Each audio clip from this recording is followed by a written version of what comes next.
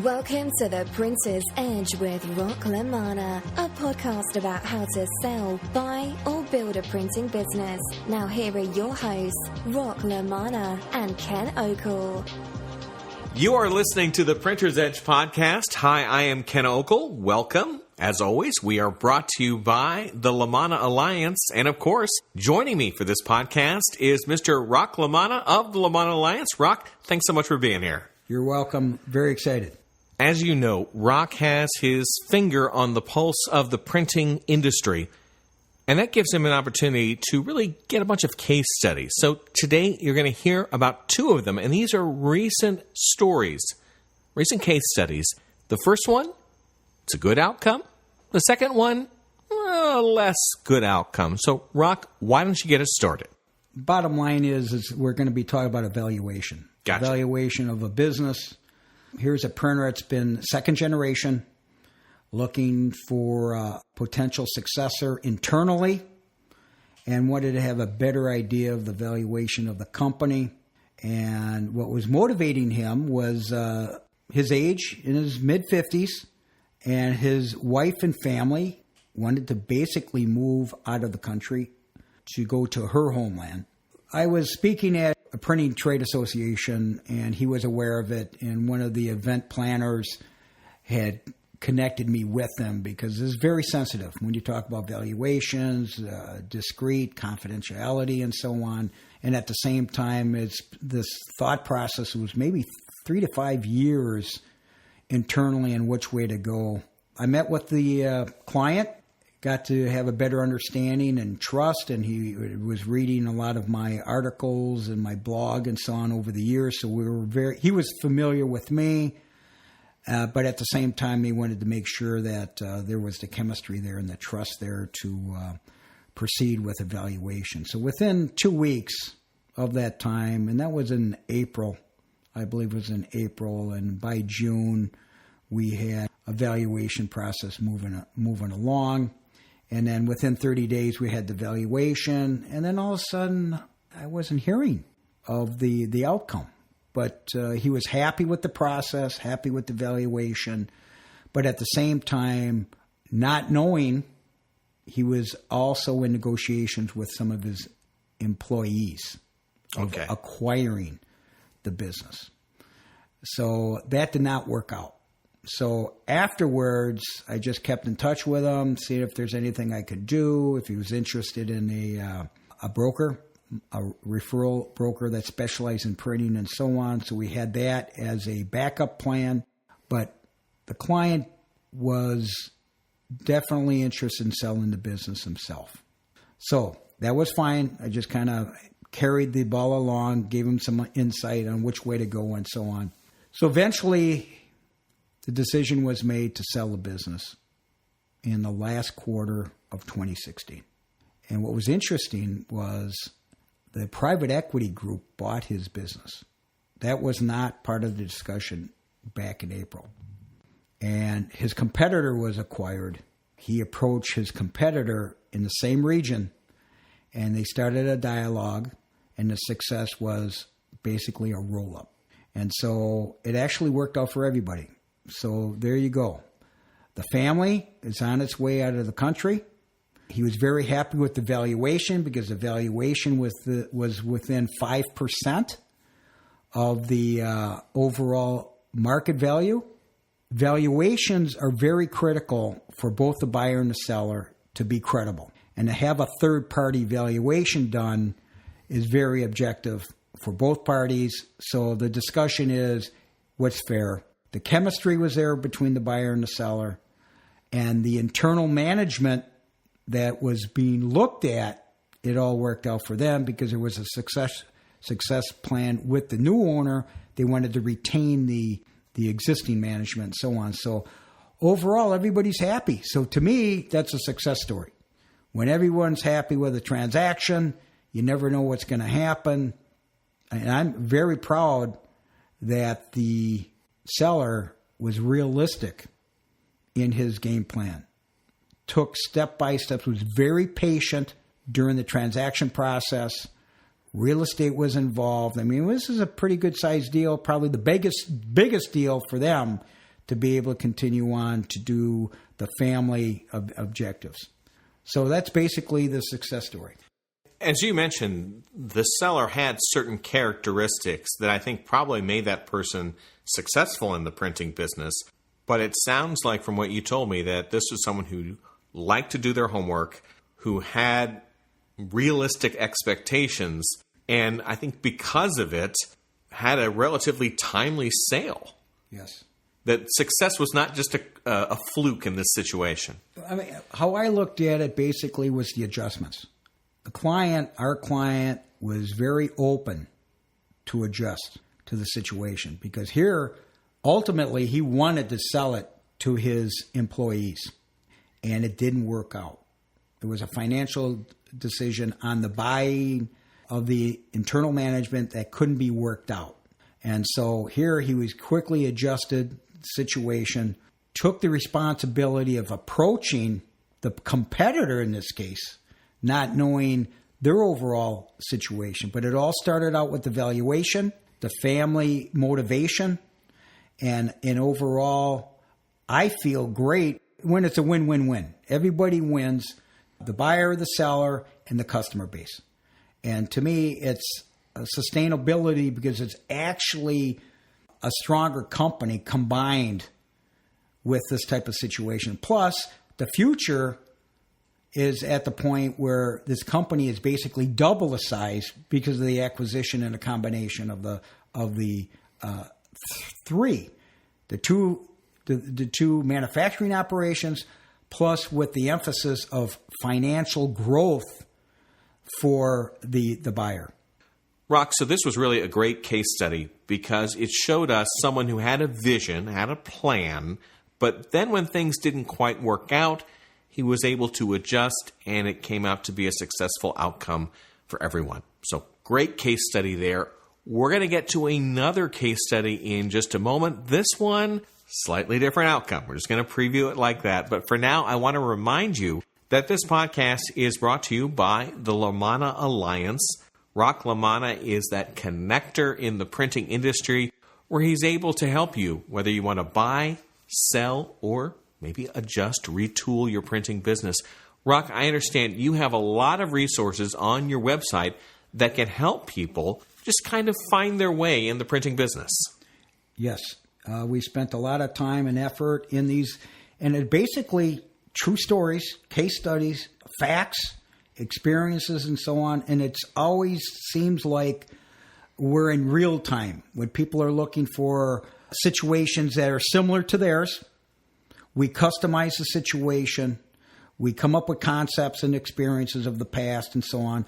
And once again, everything is discreet, confidential, and it's customized towards each client. And I understand that you have a newsletter that's very popular for people who want to kind of learn more, maybe dip their toe in a little bit. Yes, they could quickly subscribe to Rock LaManna's e-news, which is, once again, updated, current information, and it's also talks about what's happening in the marketplace, where I'm going to be that month, what's for sale, what's available, and we're expanding those besides businesses is equipment sales and so on, which is very interesting what's happening. If someone would like to sign up for that, what should they do? RockLaManna.com, no obligation, subscribe, and you get this information directly. So let's continue our discussion of some of these case studies. And like you said, Rock, I like the fact that we're sharing information with people that's kind of hot off the press. Sometimes you hear about successes, but if it's from 30 years ago, it just doesn't match up to today's world. Now we have one. We have the positive outcome. This one, not so much. So, Rock, bring us into your world. Tell us what happened here. Okay, over the holidays, I usually visit certain areas. And when I do visit family and so on, I walk through 30 to 40 printing operations per year. So I see a lot of facilities. I introduce myself. People know of me, welcome me, and so on. But there's many times when there might not be an opportunity initially. Sometimes I look at situations that are 3-4 years out. We don't know. We don't know if it's a family succession, whatever the issue is. But bottom line is I meet with the business owner.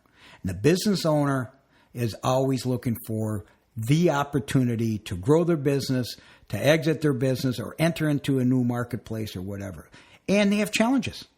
And with those challenges, you need solutions. You at least need strategies or concepts or what ifs. That's what we talk about.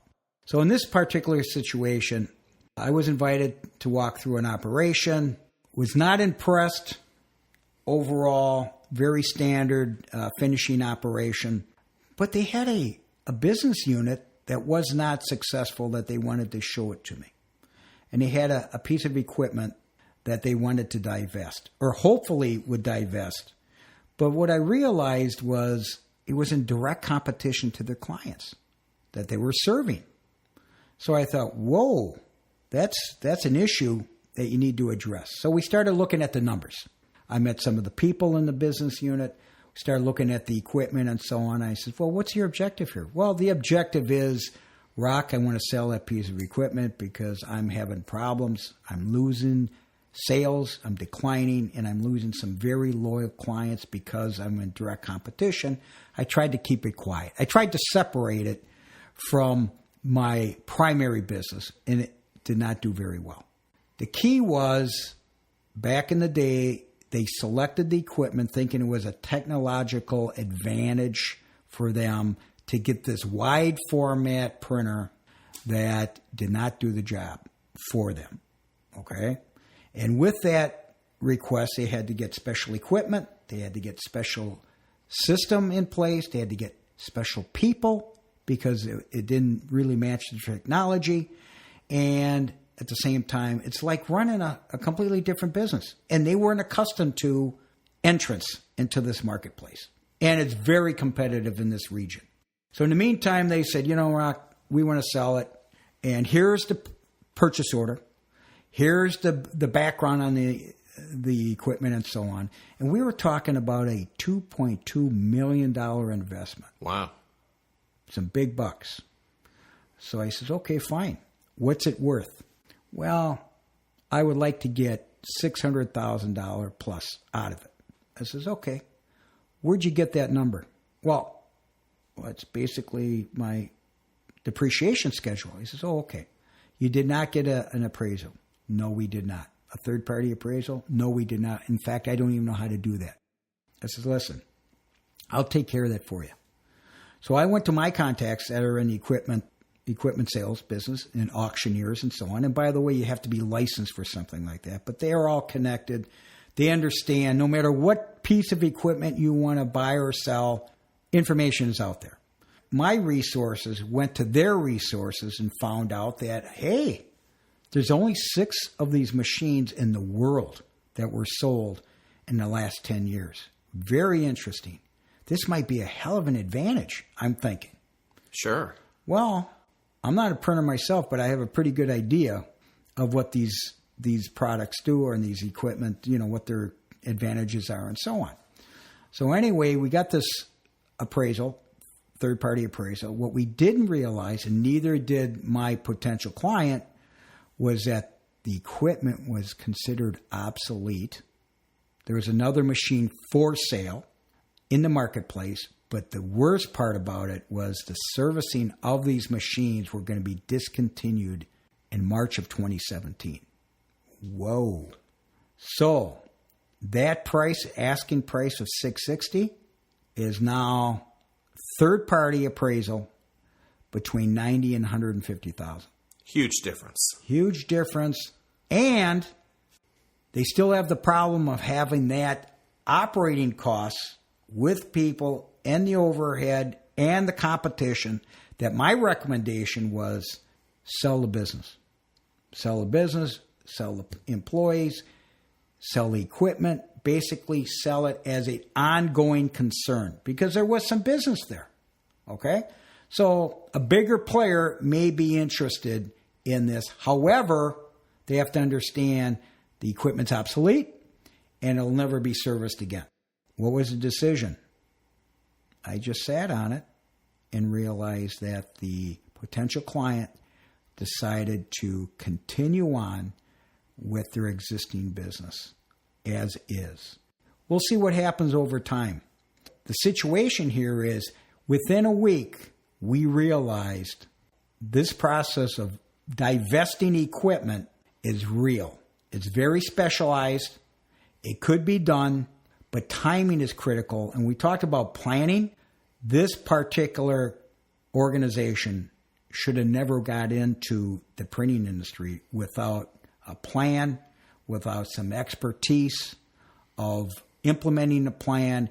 And the other issue, which is huge, is the customer base and the game plan of getting into this business without really having any experience.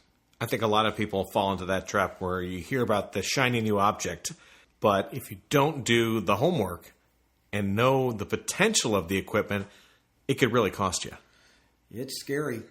It's scary, and how I look at it right now, it's going to be very interesting how this all rolls out. And I'm concerned because you talk about people. You're talking about people, you're talking about business. I care about sustainability of companies continuing on. If the leaders are not making the right decisions for the future of the organization, and I've always been basically thought about a 10-year plan. But guess what? When you're in your 60s and 70s, 10 years out, you're in your 70s and your 80s. And that's a very, very difficult time to grow a business if you don't have a plan or a succession plan or even an estate plan.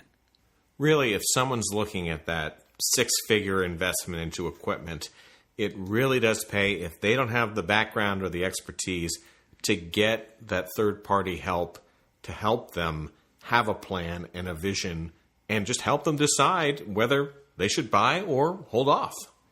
It's very interesting about what's happening to the marketplace, and it's happening so fast, and technology is out there, and the leaders of today are actually so far ahead when it comes down to looking at the opportunities, having the people, having the talent, having a plan, how to execute the plan, and the bottom line here is the cash. You have to have cash to make things happen, and you have to be aware. If the cash isn't there, you need to know when to cut loose and move on to other opportunities. If you've enjoyed this episode of the Printer's Edge podcast, then I suggest you go onto iTunes, check out past episodes, and then subscribe. You'll never miss an episode. So we hope you've enjoyed this episode of the Printer's Edge podcast. As always, want to give you the ability to contact us if you have any questions. So, Rock, what's the best way for people to reach you? Rock LaManna. RockLamanna.com. Subscribe to my blog. Otherwise, go on LinkedIn, Rock LaManna, link in with me. Either way, I'm also on LNNW. I write the bottom line. There's many ways to get a hold of Rock LaManna. And for me, if you want to reach me, my name is Ken Okel, Kenokel. So if you go to kenokel.com, you can learn more about me and my speaking programs. And just like Rock, I'm also on LinkedIn under Ken Okel, so feel free to connect there.